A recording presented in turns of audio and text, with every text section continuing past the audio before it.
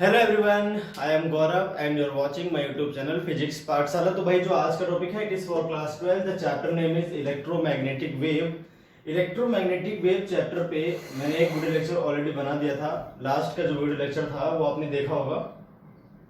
उसमें हमने बात की थी डिस्प्लेसमेंट करंट और मैक्सवेल्स इक्वेशन की मेनली। ठीक है, तो मैक्सवेल की जो चार इक्वेशंस थी यानी चार जो फॉर्मूले उन्होंने दिए थे, पहला था आपका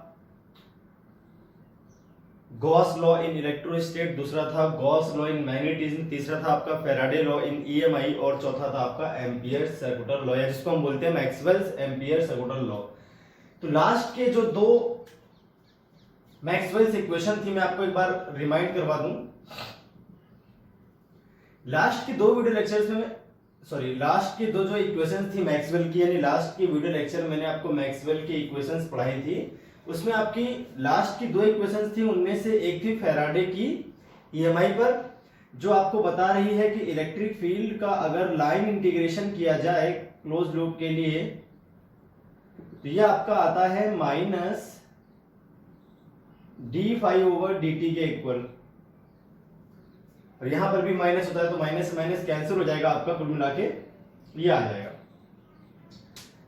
integration of E dot d l is equal to क्या आ जाएगा d∅v/dt। और जो लास्ट की इक्वेशन थी उसमें कहा गया था मैग्नेटिक फील्ड, भाई rate of change of magnetic flux जो था आपको ध्यान होगा ईएमआई के इक्वल आता है। और हमने पोटेंशियल ग्रेडियंट में पढ़ा था कि जो ई वेक्टर होता है वो होता है माइनस dv/dl। यहां से अगर हम करते हैं E vector dot dl vector तो आपका dv आएगा, माइनस इंटीग्रेशन कर देंगे क्लोज लूप के लिए, इधर भी इंटीग्रेशन कर देंगे तो ये v बन जाएगा। v का मतलब इंड्यूस्ड ईएमएफ या इंड्यूस्ड वोल्टेज जो आएगा। तो वहां से v की वैल्यू हमने पुट कर दी, माइनस से माइनस कैंसिल कर दिया, आपके पास थर्ड इक्वेशन तो आ गई है जो लिखी है मैंने। ठीक है,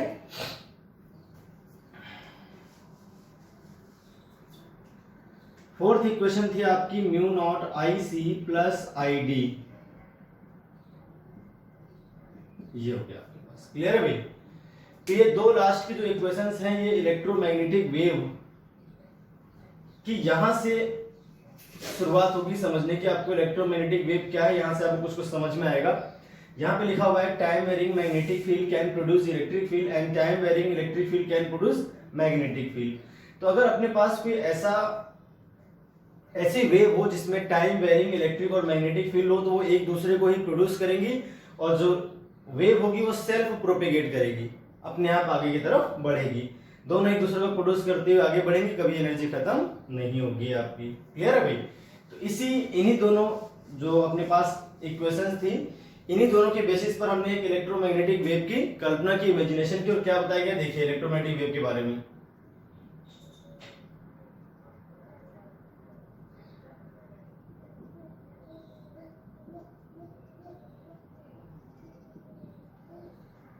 इलेक्ट्रोमैग्नेटिक वेव क्या है? It is a self propagating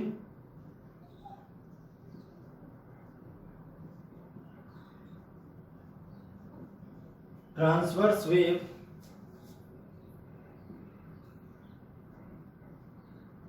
consisting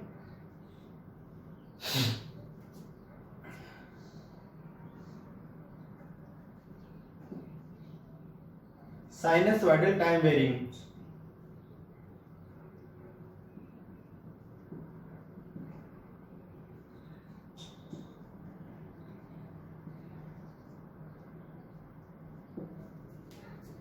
electric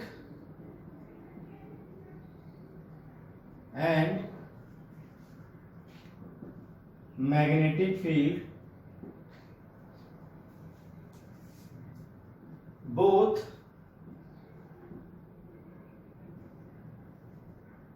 oscillates mutually perpendicular to each other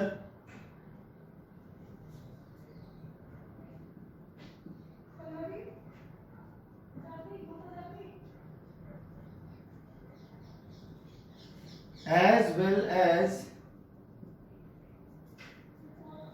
perpendicular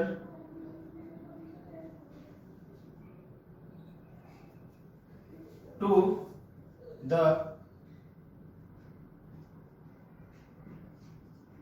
direction of propagation of wave.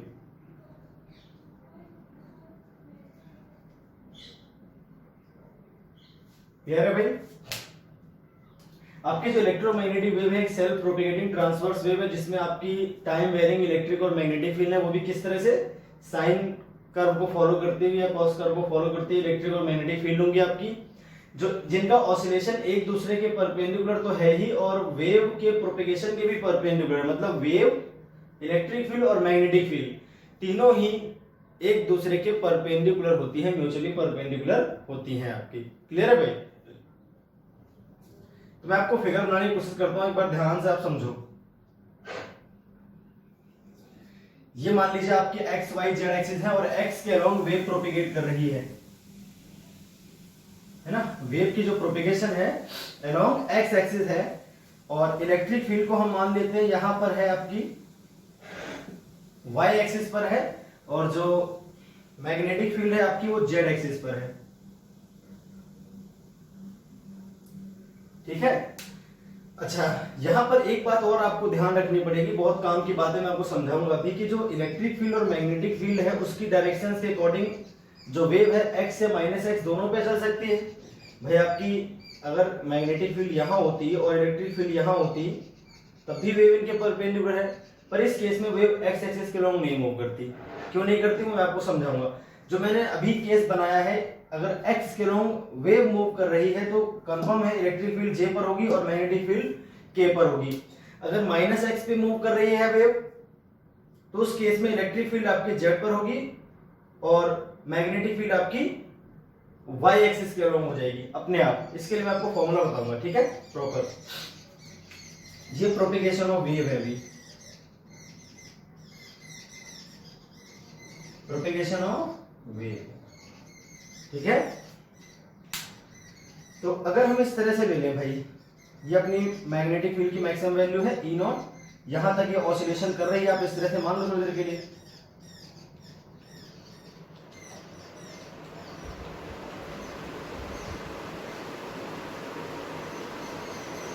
किस तरह से लेंगे हमें पता है, इस तरह से होते हैं प्रोपेगेशन। साइन पर साइन कर्व जो आपका वो इस तरह से फॉलो करता है।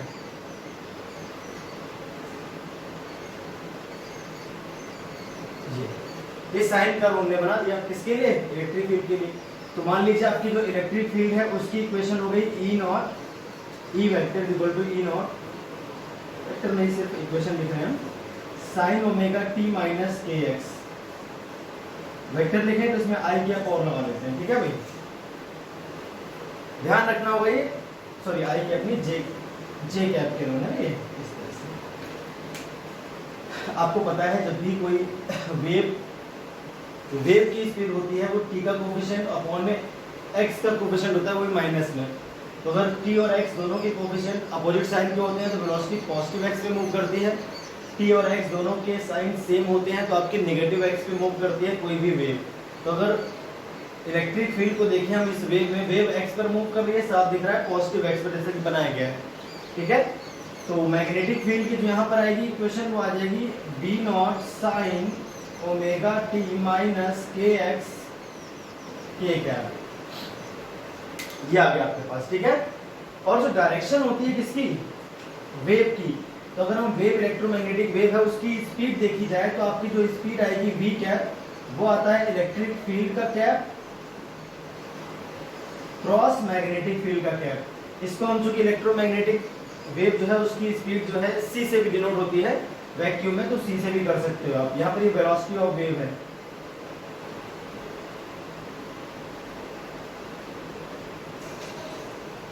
इस फॉर्मूले से आती है आपकी वेलोसिटी ऑफ वेव।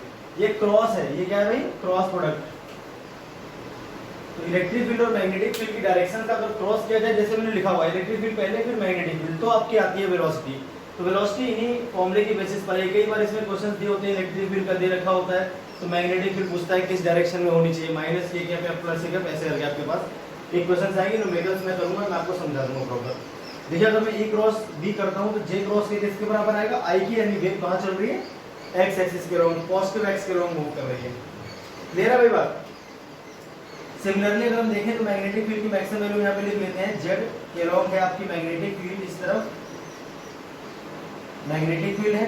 जैसे आपकी जो इलेक्ट्रिक फील्ड है उसकी मैक्सिमम वैल्यू आपने मान ली है E नॉट, और इस साइन कर्व को फॉलो कर ही रही है ना, ये E नॉट है। इस तरह से ये आपका माइनस E नॉट हो जाएगा, फिर प्लस E नॉट हो जाएगा। क्लियर, टाइम में अभी लिख दूंगा इस पे। अब आपकी जो ये वेव बनेगी कुछ इस तरह से हो जाएगी, ये जेड के अलोंग मूव कर रही है, मतलब ऐसे बाहर ऐसे आएगी, फिर इधर जाएगी अंदर, फिर घूम के आएगी बाहर की तरफ, मतलब जेड पे ऐसे ऐसे मूव ऑसिलेट कर रही है। जेड को मैं ऐसा तिरछा बना रहा हूँ, ठीक है, आपके समझने के लिए, आप देख लेंगे यहाँ से।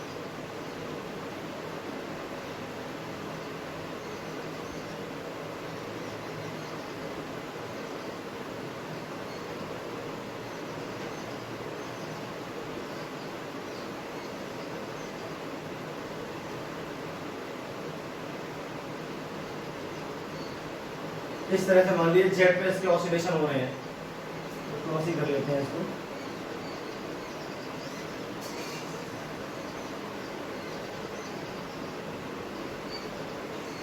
वो माइनस जेड पे गया, ये वापस प्लस जेड पे आ गया। क्लियर है भाई।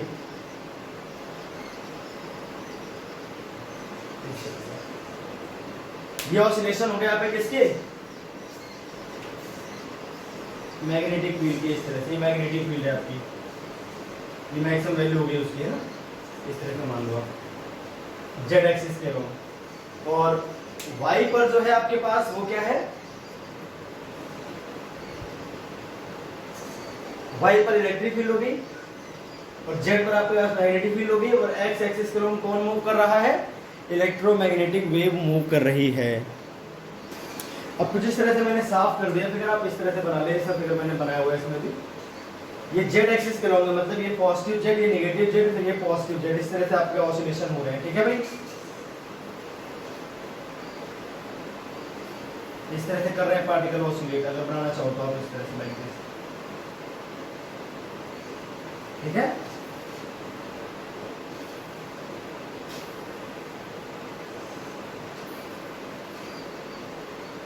इस तरह से दिखा दो।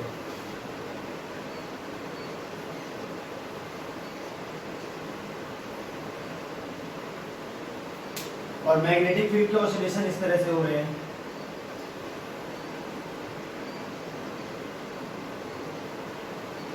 Sorry, electric field, magnetic field के रेड वाले दिखा दिए मैंने, है ना।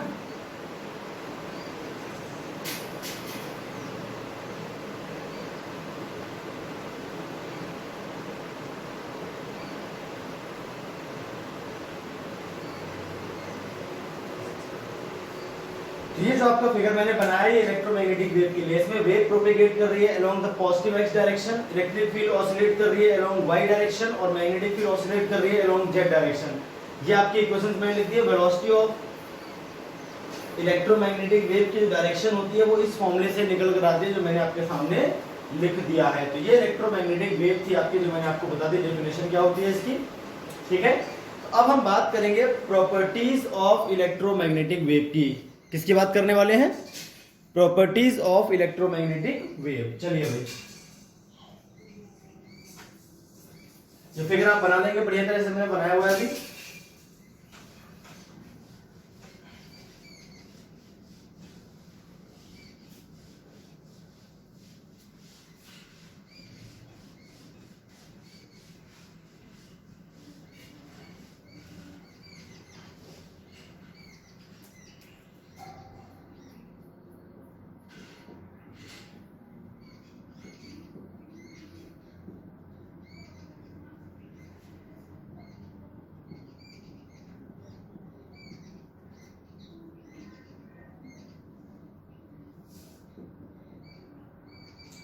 These wave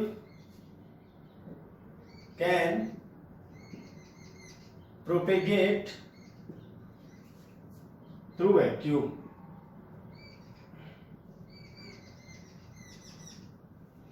ठीक है। वैक्यूम में भी प्रोपेगेट कर सकते हैं, इनको मीडियम की किसी प्रकार की रिक्वायरमेंट नहीं, मीडियम है तो अच्छी बात है, नहीं है तब भी प्रोपेगेट कर सकती हैं।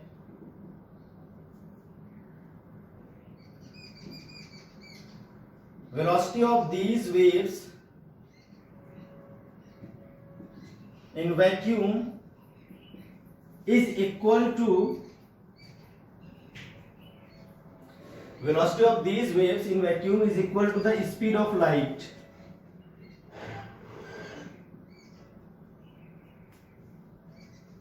velocity of light है, velocity की बात कर रहे हैं। in vacuum यानी 3 multiply 10 raised to the power 8 metre पर सेकेंड। ठीक है भाई। और यहां पर आपके पास वेलोसिटी ऑफ लाइट यानी वेलोसिटी ऑफ इलेक्ट्रोमैग्नेटिक वेव के लिए आपके पास दो फॉर्मूले और हैं, उनको भी आपको याद रखना है। एक तो आपका जो फॉर्मूला है velocity of E M wave, value मैंने आपको बता दी, फॉर्मूले आपको दो याद रखने हैं। अगर हम c इज इक्वल टू करते हैं तो आपका आ जाएगा 1/μ0 c इज इक्वल टू आ जाएगा 1/√μ0 ठीक है। ये वैक्यूम में है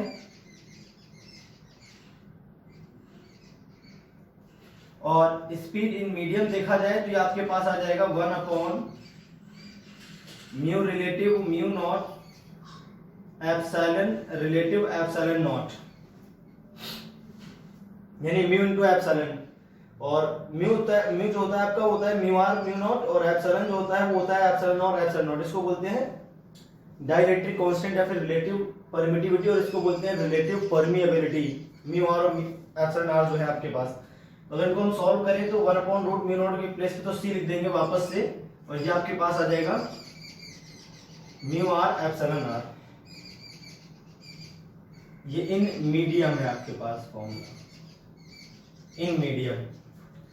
तो किसी मीडियम में इलेक्ट्रोमैग्नेटिक वेव की जो स्पीड है मीडियम में दी होती है, v medium is equal to this formula c/μr epsilon r, और इन वैक्यूम आपके पास ये फॉर्मूला रहेगा। इसके अलावा c इज इक्वल टू और होता है आपका E0/B0 के इक्वल, ये फॉर्मूला भी आपको याद रखना है। c किसके इक्वल होता है भाई? E0/B0 के इक्वल भी आपका होता है, यानी amplitude of electric field upon में एम्पलीट्यूड ऑफ मैग्नेटिक फील्ड जो ऑसिलेट कर रही हैं उनके रेशियो के बराबर आता है आपकी स्पीड। ठीक है, इस तरह से आ जाएगा आपका। किसी मीडियम में तो किसी मीडियम में इसकी मैक्सिमम वैल्यू क्या है और इसकी मैक्सिमम वैल्यू क्या है, उसका रेशियो निकाल दोगे आपकी आ जाएगी स्पीड ऑफ इलेक्ट्रोमैग्नेटिक वेव। तो ये फॉर्मूला हो गया आपका वेलोसिटी ऑफ इलेक्ट्रोमैग्नेटिक वेव की वैल्यू के बारे में हुआ है। अभी हम डायरेक्शन की बात भी कर लेते हैं, है ना। And direction of propagation of wave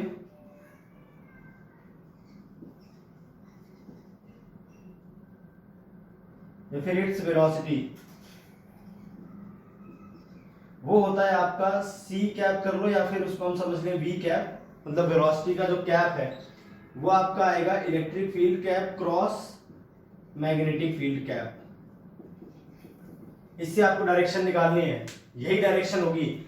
अगर इलेक्ट्रिक फील्ड आपकी z एक्सिस पे है और मैग्नेटिक फील्ड आपकी y एक्सिस पर है तो k क्रॉस j करेंगे तो minus i cap minus x axis के अराउंड चलना शुरू कर देगी। तो ये वेलोसिटी के फॉर्मूले आपको ये ध्यान रखने हैं, इन्हीं फॉर्मूले पे छोटे मोटे क्वेश्चंस बन जाते हैं, तो आप ध्यान से देख लें इन फॉर्मूलों को।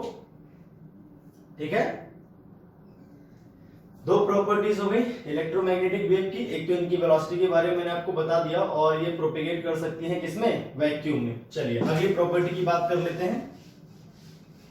इसमें कोई प्रूफ नहीं करना है आपको, क्योंकि वैसे ही बोर्ड में इस बार कम हो गया है और प्रूफ ना तो इसका एडवांस में आएंगे, ना तो आपकी मेंस में आएंगे, ना ही नीट में आएंगे, तो आपको सिर्फ फॉर्मूले याद रखने हैं। एक क्वेश्चन आ जाता है इस चैप्टर से, एडवांस और मेंस और नीट तीनों में आ जाता है, तो वहां ध्यान से देख लें कि फॉर्मूले कौन कौन से हैं। फॉर्मूले पर बेस्ड क्वेश्चंस आएंगे, बहुत इजीली आप उन्हें सॉल्व कर पाओगे। चलिए अब हम बात कर लेते हैं इसके और तीसरी प्रॉपर्टी की। तो ई electromagnetic wave are transverse in nature. ठीक है, ट्रांसवर्स होती है नेचर में, क्योंकि यहां पर जो इलेक्ट्रिक फील्ड और मैग्नेटिक फील्ड के जो ऑसिलेशन है वो वेव के चलने की परपेंडिकुलर डायरेक्शन में है। यहाँ कोई पार्टिकल नहीं होता है तो इसलिए पार्टिकल ऑसिलेट नहीं करता। ठीक है, लेकिन मैग्नेटिक फील्ड इलेक्ट्रिक फील्ड जो ऑसिलेट कर रही है वो प्रोपेगेशन की परपेंडिकुलर डायरेक्शन में, इसलिए आपके जो नेचर है वो क्या कहा जाता है, ट्रांसवर्स है। Because electric field and magnetic field oscillate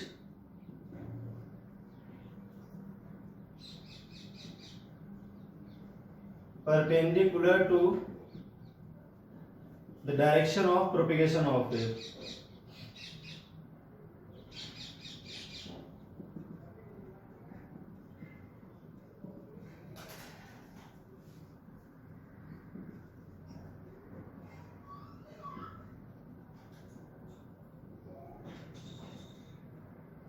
clear है भाई? चलिए तो अब नेक्स्ट पॉइंट की बात कर लेते हैं। Electromagnetic waves can be polarised. हम जानते हैं उन सभी वेव्स को पोलराइज किया जा सकता है जो नेचर में ट्रांसवर्स की होती है। मतलब ट्रांसवर्स वेव जो होती है उनको आप आसानी से पोलराइज कर सकते हो। पोलराइज एक फिनोमिना है जिसको हम पढ़ते हैं वेव ऑप्टिक्स में। इसको मैं डिटेल में पढ़ाऊंगा आपको, भी इसका वीडियो से मैंने बनाया नहीं है पोलराइजेशन का, तो आपको ध्यान रखना है पोलराइजेशन एक ऐसे फिनोमिना है जो ट्रांसवर्स वेव में ही हो सकती है। लॉन्गिट्यूडनल वेव के साथ उसको पोलराइज नहीं किया जाता। लॉन्गिट्यूडनल वेव का पोलराइजेशन नहीं होता, केवल ट्रांसवर्स वेव का होता है। और चूंकि आपकी इलेक्ट्रोमैग्नेटिक वेव ट्रांसवर्स है नेचर में, इसलिए इसका भी पोलराइजेशन किया जा सकता है। ठीक है भाई? तो अब हम बात कर लेते हैं इंटेंसिटी ऑफ वेव।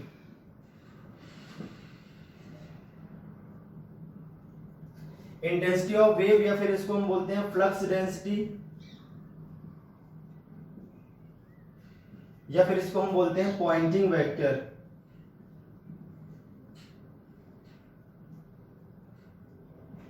तीनों इसी के नाम है, आपको ध्यान रखना है।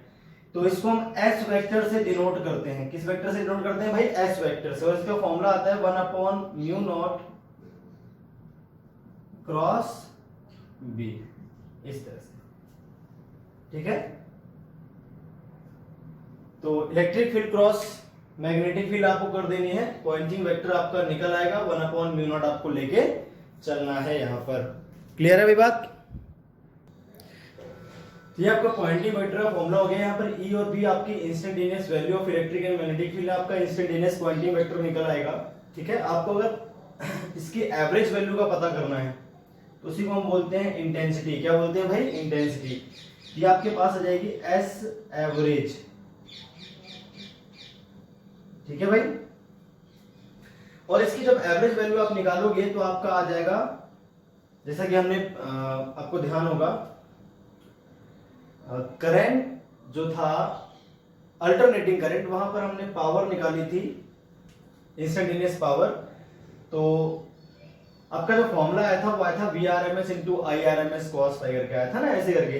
तो RMS वैल्यूज इनकी यूज होंगी यहाँ पर। एवरेज हम निकालेंगे, इसका इंटीग्रेशन करेंगे, प्रॉपर इसकी वैल्यू पुट करेंगे, इसकी वैल्यू पुट करेंगे और इसका इंटीग्रेशन करेंगे फॉर फुल साइकिल। तो आपका जो देखिए यहाँ पर कोई डेरिवेशन करने की रिक्वायरमेंट नहीं है, क्योंकि बोर्ड से रिलेटेड टॉपिक नहीं है ये, आपको सीधे फॉर्मूले याद करने, इसलिए मैं इससे डेरिवेशन नहीं कर रहा हूँ। तो इंटेंसिटी को लिखते हैं I से, या I आपकी इंटेंसिटी ऑफ वेव है। आपको सिर्फ फॉर्मूले याद रखेंगे, ये फॉर्मूले में आपको क्वेश्चंस पूछेंगे डायरेक्ट, आपको इजीली सॉल्व कर देने हैं। वो इंटेंसिटी है ये I। तो पॉइंटिंग वेक्टर का जो एवरेज आएगा वो आ जाएगा हाफ। ठीक है, E के प्लेस पे हम E0 लिख देंगे, B के प्लेस पे B0 लिख देंगे, या फिर इनकी RMS वैल्यू आप लिख सकते हो, ERMS इंटू VRMS। ठीक है, और अपॉन में epsilon not, sorry mu naught. तो ये आता है आपके पास फॉर्मूला। इसको हम, जो कि हमने पीछे भी पढ़ा था, C इज इक्वल टू क्या आता है भाई? E0 upon B0। लाइट की स्पीड के लिए मैंने आपको फॉर्मूला बताया था। क्लियर है भाई? तो अगर हम वहां से इसको सॉल्व करने की कोशिश करें, जैसे कि मैंने लिख दिया इसको भी, और एक और फॉर्मूला होता है कि C इज इक्वल टू होता है आपका 1/√μ0 एप्सिलॉन नॉट। ठीक है, इस केस में आपके पास ये क्या आ जाएगा, जरा इसको ध्यान से देखें। अगर हम इन दोनों को डिवाइड कर लें या फिर इसको यहां पर पुट कर दें, तो हम साइड में निकाल रहा हूं, ये फॉर्मूले अलग चल रहे हैं। ठीक है, ये हेंस आपके पास आ जाएगा 1/μ0 epsilon naught is equal to E0 square upon B0 square. Clear है भाई? अगर इसका स्क्वायर कर ले बोथ साइड तो C स्क्वायर आ जाएगा, C स्क्वायर देंगे 1/μ0 एप्सिलॉन नॉट, जैसे मैंने लिख दिया अभी आपके सामने। अब मैं चाहता हूं कि B0 की वैल्यू यहां से रिप्लेस कर दी जाए, या μ0 है सॉरी अपॉन में। क्लियर है भाई? तो इसको रिप्लेस करते हैं, देखिए आंसर क्या आएगा आपके पास। ये फॉर्मूले जो मैं लिख रहा हूं आपको याद रखने हैं सारे के सारे। क्लियर है? अच्छा, यहाँ पर वैसे फ्लक्स डेंसिटी या इंटेंसिटी आपकी स्केलर क्वांटिटी होती है। इलेक्ट्रोमैग्नेटिक वेव के लिए हम इसको वेक्टर रिज्यूम करते हैं, क्योंकि हम डायरेक्शन की बात करते हैं, किस डायरेक्शन में वेव चल रही है वो भी हम बताना चाहते हैं, इसलिए हम इसको पॉइंटिंग वेक्टर से डिनोट करते हैं। ठीक है ये स्केलर क्वांटिटी बाकी सभी चैप्टर्स के लिए। यहाँ पर हमने इसको वेक्टर इसलिए माना है ताकि हम वेव की डायरेक्शन को भी रिप्रेजेंट कर पाए, किस तरफ वेव मूव कर रही है, एक्स पे की माइनस एक्स पे, वाई पे या माइनस वाई पे, उसके अकॉर्डिंग आपका फॉर्मूला निकल गया है। ये सिर्फ वैल्यू निकाल रहा हूं मैं, जो निकाल रहा हूं। ठीक है, तो आई का एक और फॉर्मूला आपके पास आ जाएगा। यहां से अगर हम ध्यान से देखें तो B0 को हम ऊपर ले आते हैं। क्लियर है भाई? और एप्सिलॉन नॉट को इधर मल्टीप्लाई कर देते हैं, और एक μ0 इधर मल्टीप्लाई कर लेते हैं, और एक μ0 इधर मल्टीप्लाई कर लेते हैं। देखिए क्या फॉर्मूला बन जाएगा मेरे हिसाब से, तो ये बन जाएगा 1/2। क्लियर है भाई? आपके पास एप्सिलॉन नॉट पहले से ही है, और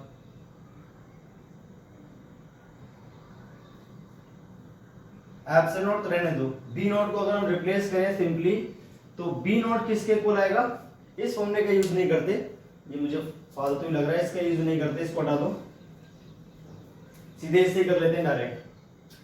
B0 के प्लेस पर लिख दो आप E0/C, जो B0 लिखा हुआ है E0 डिवाइडेड बाई C, और डिवाइड में क्या लिखा हुआ था, μ0। क्लियर है भाई? और μ0 की वैल्यू अगर हम यहां से देखें तो C square into epsilon not सीधे आ जाएगा 1/μ0 के इक्वल। ध्यान से देखो आप।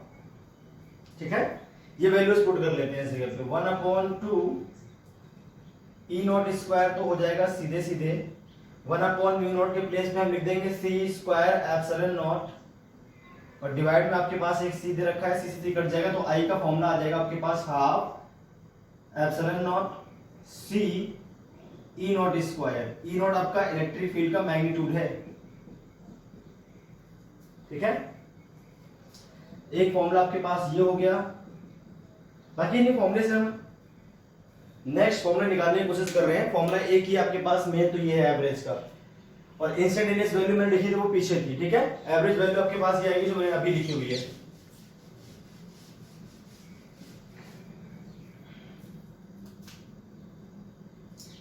या फिर आई का एक और फॉर्मूला आप लिख सकते हो। अगर E0 को रिप्लेस करूं तो E0 सीधे C इंटू B0 के बराबर है, तो half into C into B0 square upon 2 into mu epsilon not, ये भी आ जाएगा आपके पास आंसर। तो तीन फॉर्मूले हो गए आई के कुल मिला के। एक तो आ गया आपका E0 B0 upon 2 mu naught is equal to half C epsilon naught E0 square is equal to half C B0 square upon में म्यू नॉट। ये तीन फॉर्मूले हैं जो आपको याद रखने हैं इंटेंसिटी, और यही एस एवरेज होता है, पॉइंटिंग वेक्टर का एवरेज। ठीक है, और इसकी यूनिट क्या होती है, वाट पर मीटर स्क्वायर। इंटेंसिटी का मतलब होता है energy per unit time per unit area जो गुजरती है किसी वेव की, उसको हम बोलते हैं इंटेंसिटी ऑफ वेव। ठीक है भाई, मान लीजिए आपकी वेव पास हो रही है थ्रू एनी सरफेस, उसके पर मीटर स्क्वायर एरिया पे पर सेकंड कितनी एनर्जी ट्रांसफर करती है वो वेव, उसी को बोलते हैं इंटेंसिटी ऑफ वेव। इस तरह से आप समझ सकते हो। ये तो हो गई इंटेंसिटी ऑफ वेव के बारे में सारी बातें मैंने आपको बता दी अभी जो लिख दी हैं। ये सारे फॉर्मूले आप नोट कर लें, सिर्फ आपको फॉर्मूले याद रखने हैं, इनका डेरिवेशन नहीं करना है, इसके मैंने डेरिवेशन नहीं कराए हैं।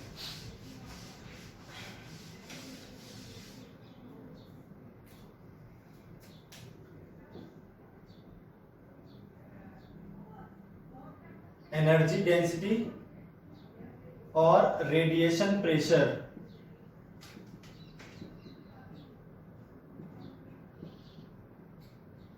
ठीक है भाई, of EM wave.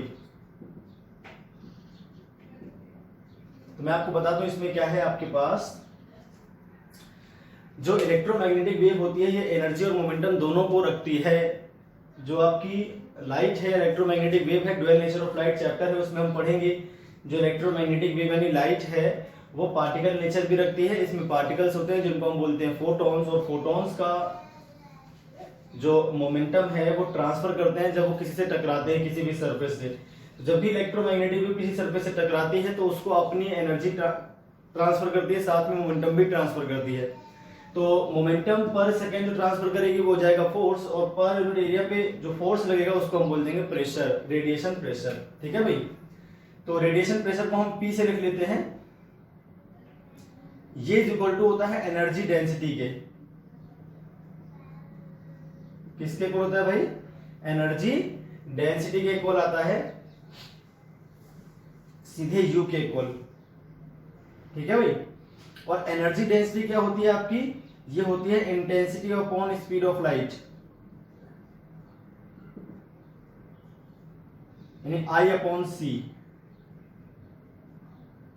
I upon C, आपको सिर्फ फॉर्मूले याद रखने हैं बस।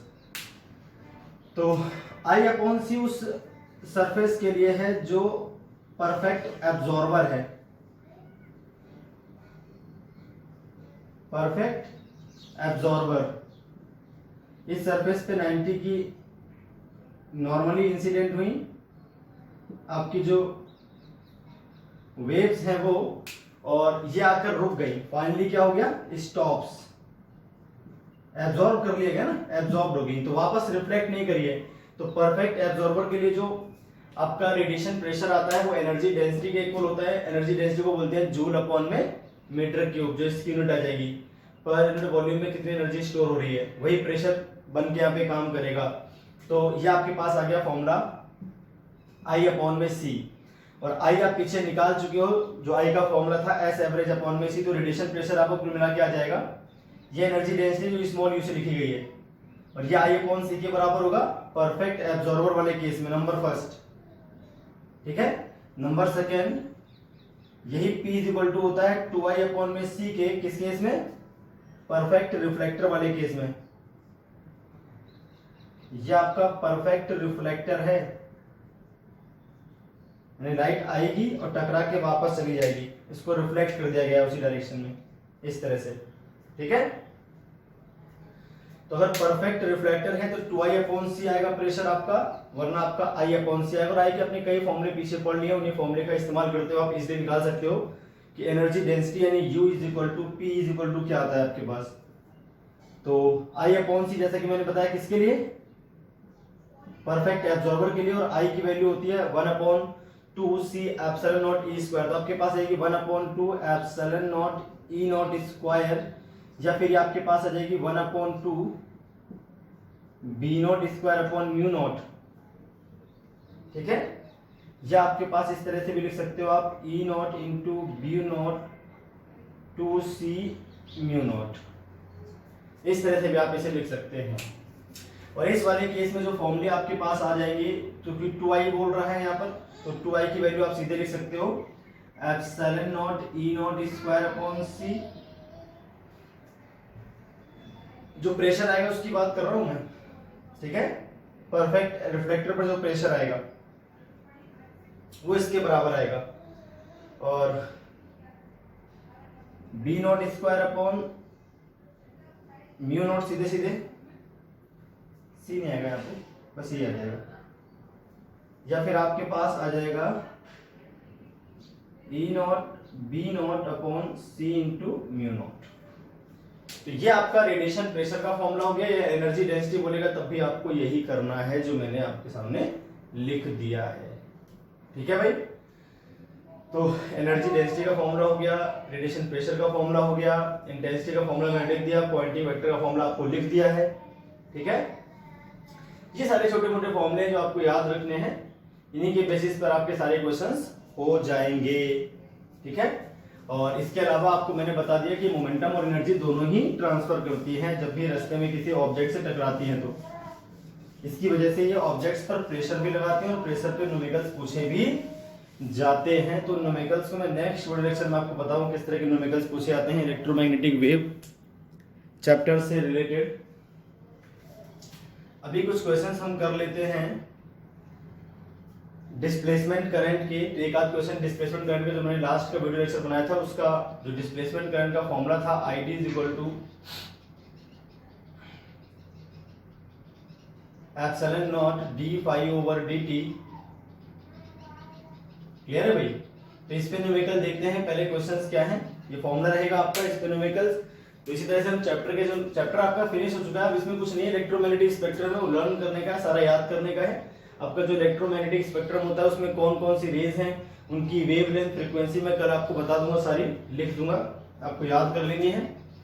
तो आज हम कुछ न्यूमेरिकल्स ट्राई कर लेते हैं पहले, बाकी जो बची चीजें हैं इस चैप्टर की उसको नेक्स्ट वीडियो लेक्चर में कवर कर दूंगा मैं। तो आपके पास मान लीजिए एक पैरेलल प्लेट कैपेसिटर है,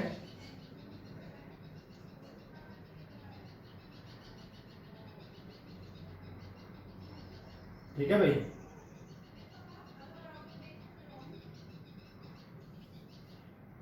ये आपका पैरेलल प्लेट कैपेसिटर दे रखा है आपको,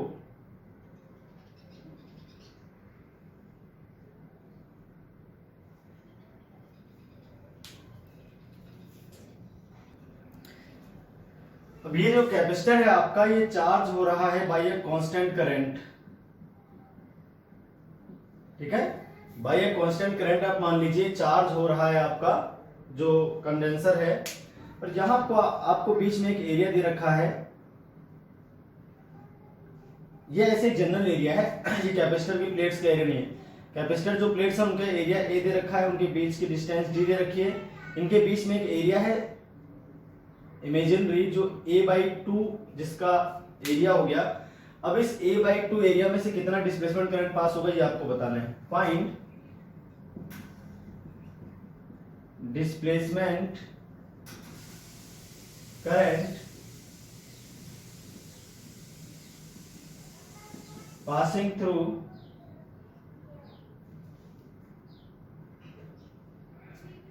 area a/2 between plates of capacitor। ठीक है, ये मान लीजिए किसी इंस्टेंट करंट आप इस तरह से मान सकते हो, और कांस्टेंट में आपको समस्या है कि साहब इतना चार्ज होगा तो करंट डिक्रीज होगा, तो आप इस तरह से मान लो जो करंट है आपका I वो किसी इंस्टेंट करंट है, और उस इंस्टेंट यहाँ पर डिस्प्लेसमेंट करंट कितना आपको ये बताना है। ठीक है भाई, चलिए सॉल्यूशन की बात कर लेते हैं। सॉल्यूशन में आपको एक बात ध्यान रखनी है, जो डिस्प्लेसमेंट करंट होता है वो सब जगह होता है बिटवीन द प्लेट्स। कैसे? मान लीजिए आपकी प्लेट्स हैं, ठीक है, तो करंट देखिए यहाँ पर भी फील्ड वेरी जो फील्ड वेरी करेगी वो तो हर जगह करेगी ना, चार्ज बढ़ रहा है। अब प्लेट्स पर अगर चार्ज बढ़ेगा तो अंदर की फील्ड भी इंक्रीज होगी, और जो फील्ड होगी वो हर जगह इंक्रीज हो रही है साइमल्टेनियसली। तो करंट आपका हर जगह ऐसे बीच बीच में नहीं है, हर जगह आपका करंट फ्लो करेगा इस तरह से, इस तरह से, इस तरह से, आपका हर जगह करंट फ्लो करता है। As displacement current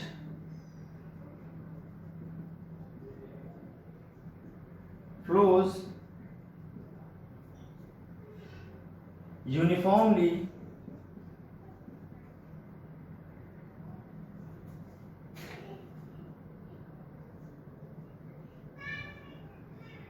throughout the area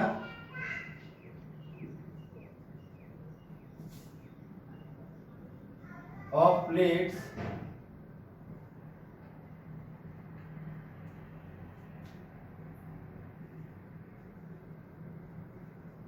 between them। ठीक है भाई, hence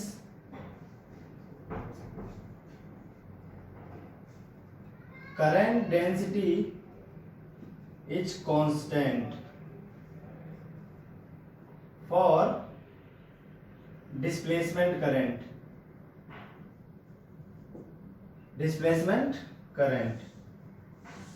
तो करंट डेंसिटी आपकी आप जानते हो क्या हो जाएगी, करंट डेंसिटी हो जाएगी डिस्प्लेसमेंट करंट अपॉन में एरिया, ये है आपके पास। तो फॉर्मूला ये कांस्टेंट है, और अगर ये कांस्टेंट है तो आप समझ सकते हो कि जो पूरा एरिया है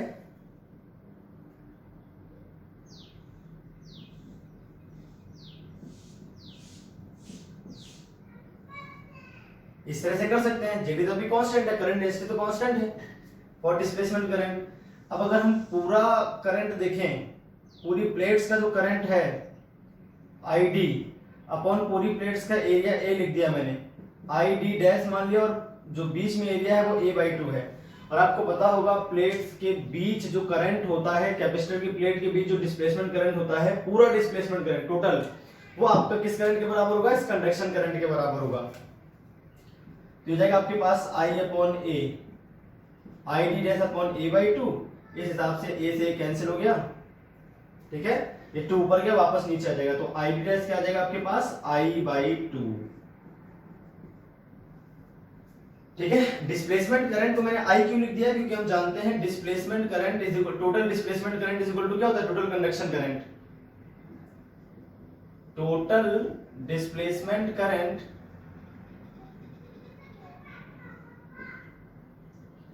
between plates is equal to I conduction, जो कि आपको आई दे रखा था, इसलिए आई डी आई के बराबर था। टोटल जो करंट आएगा इस बीच में, पूरा जो करंट आएगा वो आई के बराबर होगा, लेकिन जो एरिया यहाँ पर current uniformly distributed through out the area, जितना आप एरिया लोगे उस हिसाब से करंट आपका उसमें से पास होगा। तो पूरा करंट इस एरिया में से पास नहीं होगा, a/2 में से, a में से पास होगा आपको कितना, id, तो इसमें से होगा id/2, और id किससे इक्वल होता है, i के, इसलिए i/2 आपका फाइनल आंसर आ जाएगा। क्लियर है भाई बात। तो इस तरह से आपके पास ये हो गया सॉल्यूशन, डिस्प्लेसमेंट करंट के लिए क्वेश्चन हो गया आपके पास। क्लियर है भाई।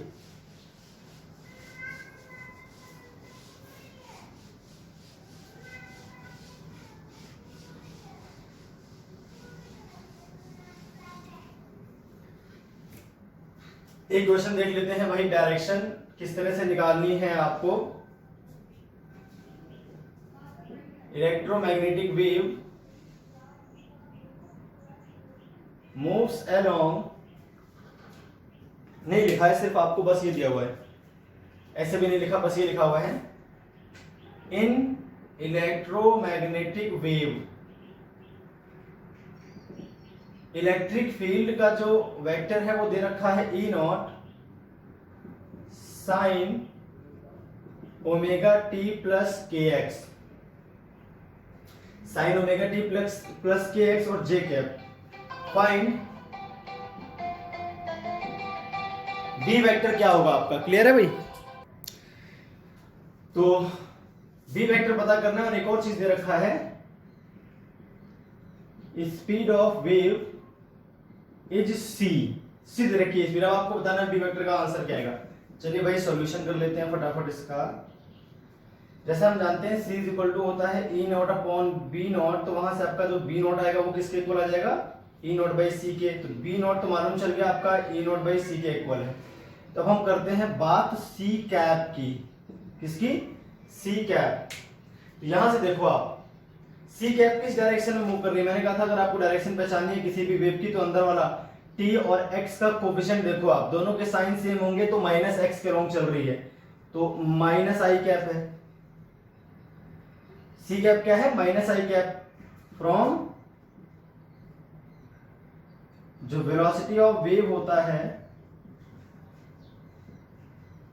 Is equal to minus coefficient of t upon में कोफिशिएंट ऑफ x, इस तरह से। तो माइनस आई कैप आ गया आपके पास, ये तो सीधे सीधे c है ना। और हम जैसे जानते हैं कि आपका जो c कैप होता है वो क्या होता है भैया, e cap cross b cap. तो यहां से अब आप ध्यान से देखो, ये c कैप लिखा हुआ है, ठीक है, c कैप। तो c cap is equal to हो गया e क्रॉस b, और ई आपको दे रखा है जे, तो जे में हम किसका मल्टीप्लाई करें कि आपका माइनस आई बन जाए, ये तो बात हो रही है। जे में हम किसका क्रॉस करें, यहां पर आपके पास माइनस आई रहा है ना। तो अगर हम ध्यान से देखें तो यहां पर क्या होना चाहिए, जे क्रॉस के करूंगा तो आई आ जाएगा, मतलब यहां पे माइनस के कैप आएगा, है कि नहीं। इसकी वैल्यू माइनस आई कर दी मैंने, ई की वैल्यू जे क्रॉस, अब क्रॉस बी की वैल्यू निकालनी है तो आप चेक कर लो कि जे में किसका मल्टीप्लाई करूं, क्रॉस के माइनस आई कैप आ जाए, जे क्रॉस के करूंगा तो आई आएगा, जे क्रॉस माइनस के कर दूंगा तो माइनस आई आ जाएगा। इसका मतलब जो बी कैप है वो क्या है, माइनस के कैप है। इस हिसाब से आपका जो बी वेक्टर का आंसर आएगा वो क्या आ जाएगा भाई, ई नॉट बाई सी, तो वैल्यू हो जाएगी, फ्रीक्वेंसी तो आपकी आप जानते हो वही रहती है, सब कुछ वही रहेगा, बस यहाँ पर आ जाएगा माइनस के कैप, लो हो गया आंसर। ये क्या आपका वेव कांस्टेंट है, ये आपका डायरेक्शन वाला के, ये अलग है, दोनों के सेम नहीं है, ठीक है भाई। तो इस तरह से आपको डायरेक्शन भी निकालनी आनी चाहिए, इजीली आप निकाल सकते हो, कोई समस्या वाली बात इसमें है नहीं। इस पे काफी क्वेश्चन पूछे जाते हैं, आप बहुत ध्यान से इनको देख लें। बाकी जो एनर्जी डेंसिटी के हैं और पॉइंटिंग वेक्टर, इनको मैं कल करवाऊंगा आपको डेरिवेशन, थोड़े कॉम्प्लिकेटेड टाइप के, उनको कल करेंगे derivation.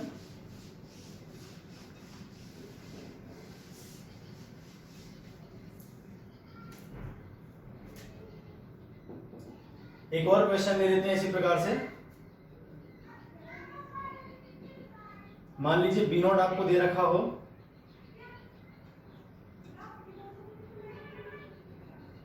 B not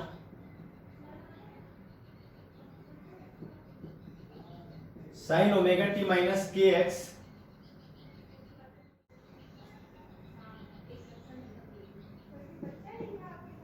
J cap, ठीक है भाई, इस तरह से। और speed of wave is given c. अब आपको इसी प्रकार से पता करना है ई वेक्टर क्या आएगा। चलो इसका भी सॉल्यूशन कर लेते हैं। तो इलेक्ट्रिक फील्ड वेक्टर को जब हम लिखेंगे तो एक तो आ जाएगा आपका E naught sine omega T minus के एक्स, इसमें भी रहेगा क्योंकि वेव तो उसी डायरेक्शन में चल रही होगी। बस यहां पर आपको देखना है क्या आएगा। तो देखो आप ध्यान से, ई नॉट तो हम निकाल देंगे, E naught upon B naught is equal to C, तो ये आ जाएगा बी नॉट इंटू सी के बराबर। और एक और बात है, हम जानते हैं सी कैप जो होता है वो होता है आपका ई कैप क्रॉस बी कैप। अब सी कैप देखो ध्यान से किधर है, अगर हम इस डायरेक्शन में देखें तो वेव किस तरफ प्रोपेगेट कर रही है भाई, सी कैप आपका हो गया प्लस आई कैप। कैसे मालूम चला, एक्स और टी का जो कोफिशिएंट अगर उनके साइन अपोजिट होते हैं तो पॉजिटिव एक्स के लॉन्ग चलती है वेव, अगर दोनों के साइन सेम होते हैं तो नेगेटिव एक्स के लॉन्ग चलती है वेव। तो आई कैप और ई आपको दिख ही रहा होगा, पता नहीं क्या है, तो इसको ले लेते हैं ई कैप और क्रॉस करते हैं बी कैप, तो बी कैप आपको दिख रहा है जे कैप है, ठीक है। तो अगर हम k क्रॉस j करते हैं तो आई कैप आता है कि नहीं आता भाई, k क्रॉस j करने पर क्या आता है, आई कैप। तो k क्रॉस j अगर हम करते हैं, इसका मतलब जो ई कैप है वो किसके इक्वल है, k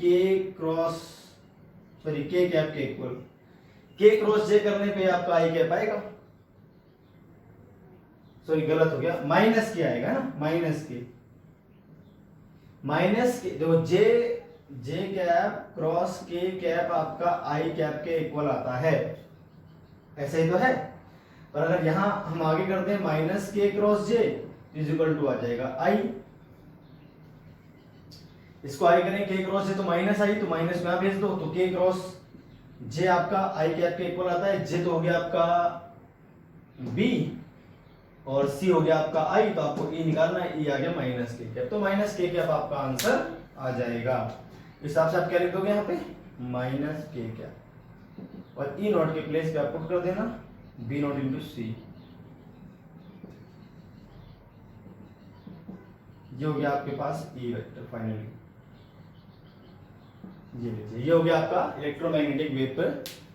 तो एक तो हमने डायरेक्शन कैसे निकालनी है, वेव इलेक्ट्रिक फील्ड और मैग्नेटिक फील्ड किस डायरेक्शन में ऑसिलेट कर रहे हैं ये कैसे पता करें। अगर हमें स्पीड दे रखी हो, वेव किस डायरेक्शन में है, इक्वेशन दे रखी हो मैग्नेटिक फील्ड की, आप इलेक्ट्रिक फील्ड इजीली निकाल सकते हो। तो आपको जो कंसेप्ट है वो पता होने चाहिए। और डिस्प्लेसमेंट करंट पे क्वेश्चंस पूछते हैं, बाकी जो क्वेश्चंस पूछते हैं वो पूछते हैं पॉइंटिंग वेक्टर, इंटेंसिटी पे, रेडिएशन प्रेशर पे। तो उनके जो न्यूमेरिकल्स हैं उनको मैं नेक्स्ट वीडियो लेक्चर में कवर करूंगा। तो आज जो मैंने बातें समझाई हैं वो इलेक्ट्रोमैग्नेटिक वेव और उसकी प्रॉपर्टीज के बारे में थी। आपको सारे फॉर्मूले याद रखने हैं। स्पीड ऑफ लाइट का फॉर्मूला, पॉइंटिंग वेक्टर का मतलब इंटेंसिटी का फॉर्मूला, ठीक है, और रेडिएशन प्रेशर का फॉर्मूला आपको याद रखना है। परफेक्टली एब्जॉर्बर वाले केस में, परफेक्टली रिफ्लेक्टर वाले केस में आपको याद रखने हैं फॉर्मूले। सिर्फ आपको फॉर्मूले याद रखने हैं, डेरिवेशन में नहीं करने हैं। डेरिवेशन किसी काम के नहीं है अपने, ये बोर्ड में पूछे नहीं जाते और डेरिवेशन का कोई खास रोल नहीं है। आपको सिर्फ फॉर्मूले याद रखने हैं, आपके इस भी आंसर निकल आएंगे। तो आज के लिए इतना ही, फिर मिलते हैं नेक्स्ट वीडियो लेक्चर में जो बचे हुए टॉपिक्स हैं इलेक्ट्रोमैग्नेटिक वेव के उनके साथ।